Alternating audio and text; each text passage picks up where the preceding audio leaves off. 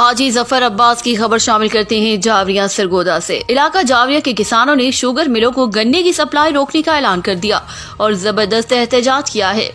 15 नवंबर से शुगर मिलें चला दी गई मगर परचेसिंग सेंटर नहीं बनाए गए। 1 दिसंबर तक मराकज़ खरीदारी गन्ना ना बनाए गए तो गंदम की काश्त नहीं हो सकेगी। इलाका जावरिया के किसान सरगोदा रीजन की शुगर मिलों को गन्ना सप्लाई नहीं करेंगे।